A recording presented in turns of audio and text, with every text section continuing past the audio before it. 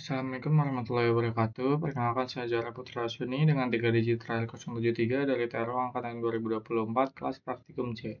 Kali ini saya akan menjelaskan tentang interrupt dan timer. Langsung saja, apa itu interrupt? Interrupt adalah mekanisme yang memungkinkan microcontroller menghentikan sementara eksekusi program utama untuk merespon kejadian penting. Menjalankan interrupt service routine atau ISR sebelum melanjutkan proses awal. Lalu, ada perbedaan polling dan interrupt. Polling adalah metode di mana CPU terus-menerus memeriksa status perangkat. Meskipun sederhana, metode ini dapat menyebabkan boros sumber daya dan respon yang lebih lambat terhadap kejadian penting. Sedangkan interrupt memungkinkan CPU merespon hanya saat ada sinyal interrupt. Metode ini lebih efisien, menghemat sumber daya, dan memberikan respon yang lebih cepat terhadap kejadian yang terjadi di sistem. Lalu ada alur proses interrupt. Program utama, yang pertama ada program utama. Program utama berjalan secara normal, menjalankan instruksi yang ditetapkan sebelum sinyal interrupt diterima dari perangkat eksternal atau internal. Lalu ada sinyal interrupt. Ketika sinyal interrupt diterima, microcontroller menghentikan eksekusi program utama untuk menangani kejadian penting yang terjadi. Lalu ada penanganan ISR. Interrupt Service Routine atau ISR dijalankan untuk merespons sinyal interrupt, menangani kejadian tersebut dengan cara yang sesuai untuk sistem. Lalu yang keempat ada pemulihan kondisi. Setelah ISR selesai, kondisi program yang sebelumnya disimpan dipulihkan sehingga microcontroller dapat melanjutkan eksekusi program utama dengan lancar. Lalu, selanjutnya ada program dilanjutkan. Program utama dilanjutkan dari titik sebelum interrupt terjadi, memastikan sistem berfungsi dengan baik dan responsif terhadap semua kejadian. Selanjutnya, ada jenis-jenis interrupt. Yang pertama ada eksternal. Interrupt yang berasal dari perangkat luar seperti tombol, sensor, atau sinyal dari perangkat lain. Lalu ada hardware. Yaitu interrupt yang dipicu oleh perangkat keras secara langsung. Lalu ada internal, yaitu interrupt yang berasal dari dalam microcontroller, misalnya dari timer, ADC, atau komunikasi serial. Lalu ada software, yaitu interrupt yang dipicu oleh program atau instruksi tertentu dalam perangkat lunak. Nah, selanjutnya ada karakteristik STM32. Pertama, tegangan kerja. STM32 beroperasi pada tegangan kerja 3,3 volt, memastikan kompatibilitas dengan berbagai sensor dan perangkat lain di sistem embedded. Konfigurasi register. STM32. Lalu selanjutnya ada konfigurasi register. STM32 menawarkan konfigurasi register yang detail dan fleksibel, memungkinkan pengguna untuk menyesuaikan pengaturan sesuai kebutuhan aplikasi. Lalu ada organisasi GPIO. GPIO pada STM32 terorganisasi dalam port A, port B, dan seterusnya, memudahkan pengelola dan pemetaan pin secara efisien. Lalu ada stabil untuk real time. STM32 dirancang untuk stabil dan handal dalam aplikasi real time dan kontrol presisi, menjadikannya pilihan ideal untuk otomasi industri. Nah, selanjutnya ada perbandingan microcontroller ESP32 dan STM32. ESP32 dikembangkan oleh Espressif Systems. Lalu, yang kedua memiliki Wi-Fi dan Bluetooth bawaan. Ketiga sangat populer untuk aplikasi IoT. Yang keempat memiliki dual core prosesor. Yang kelima mudah digunakan dengan Arduino IDE. Lalu STM32 dikembangkan oleh STM Microelectronics, lalu menggunakan arsitektur ARM Cortex-M, lalu banyak digunakan pada sistem industri dan otomasi, lalu konsumsi daya relatif rendah, serta memiliki performa yang stabil untuk kontrol sistem. Lalu ada konfigurasi timer pada STM32 dan ESP32. Metode untuk menghubungkan antar mikrokontroller dengan efektif. Timer pada ESP32. Pertama, pada ESP32 terdapat hardware timer yang dapat digunakan untuk menghasilkan interrupt berdasarkan waktu tertentu. Lalu, yang kedua, ESP32 memiliki timer berbasis 64 bit counter prescaler untuk mengatur kecepatan hitungan interrupt timer. Yang ketiga, timer pada ESP32 sering digunakan untuk pengaturan waktu pengolahan sinyal sistem real-time penjadwalan proses.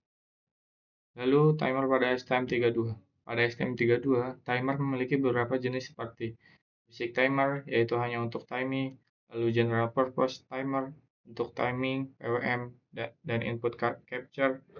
Lalu ada advanced timer, yaitu untuk PWM yang lebih kompleks. Selanjutnya, ada konfigurasi timer pada STM32 biasanya melibatkan prescaler counter auto reload, register interrupt timer.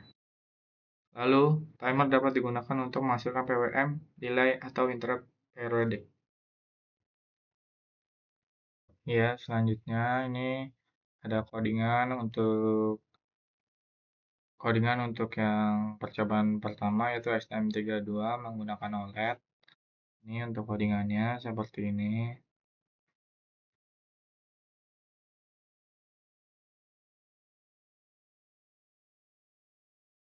Nih, codingannya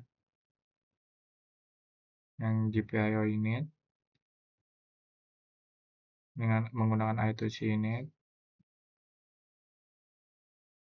Nah, ini seperti ini codingannya. Langsung saja kita lihat ketika sudah di running bagaimana tampilannya.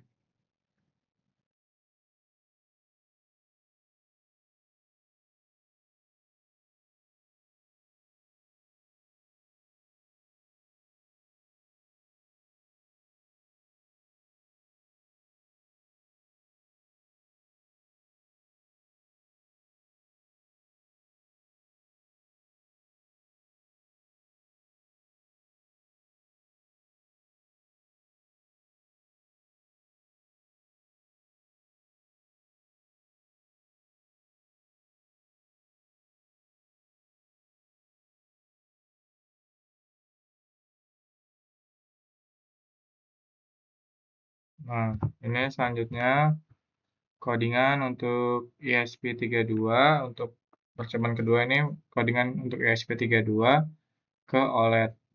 Nah, ini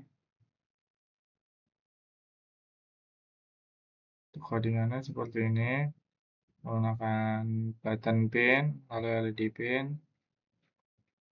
Nah, ini ketika mode aktif button enable, ketika mode idle button disable. Nah, ini buat codingannya seperti ini. Langsung saja kita lihat ketika di running program ini, langsung saja kita lihat ke hardware-nya.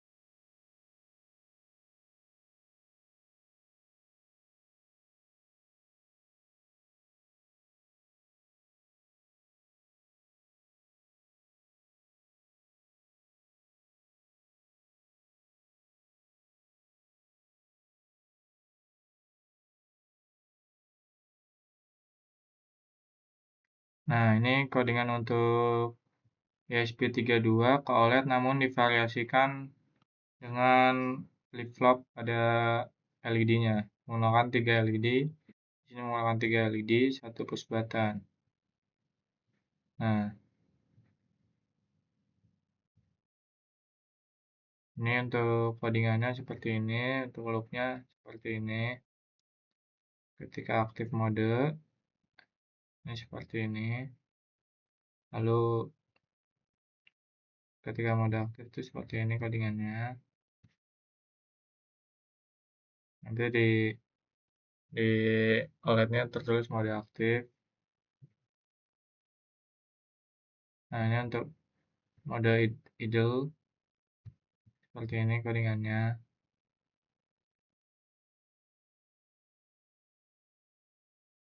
Nah, ini untuk OLED functionnya seperti ini. Nah, kira-kira seperti ini untuk percobaan ketiga yaitu ESP32 menggunakan 3 LED yaitu menggunakan variasi 3 LED.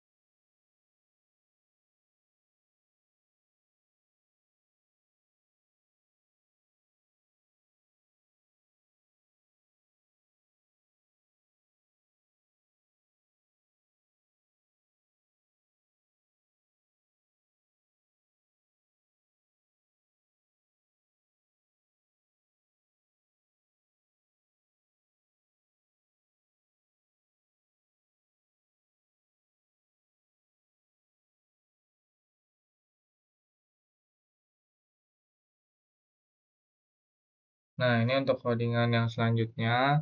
Ini percobaan keempat menggunakan STM32 dengan variasi 3 LED.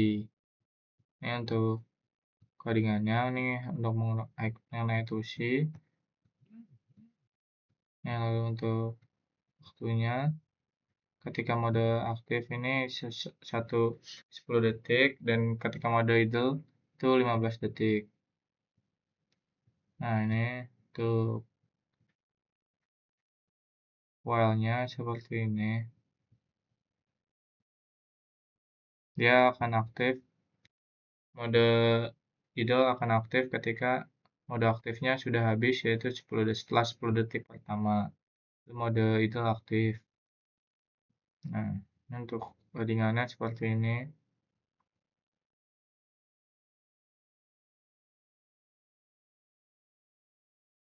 Ini untuk codingannya seperti ini. Nah, langsung saja kita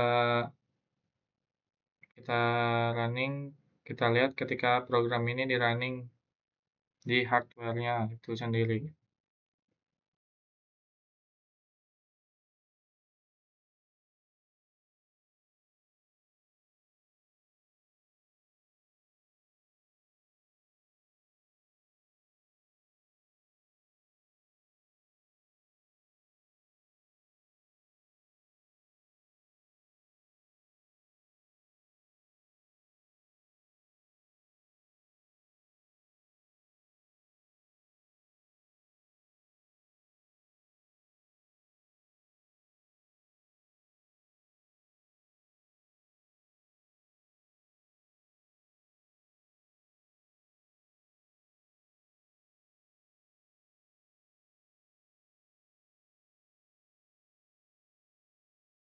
Nah, ya ini selanjutnya ada codingan untuk ESP32 dengan variasi menggunakan LED dan dan sensor DHT untuk mendeteksi suhu. Ini fungsinya program ini dijalankan untuk set point suhu. Ketika suhu set point capai 30, nanti dia akan dia akan menyalakan LED atau indikator menyala overheat. Lalu setelah turun untuk histerisisnya itu ada dua dua dua dua dua derajat. Nah, setelah turun menjadi 28 derajat, nanti LED-nya akan mati. Nah, ini untuk codingannya seperti ini.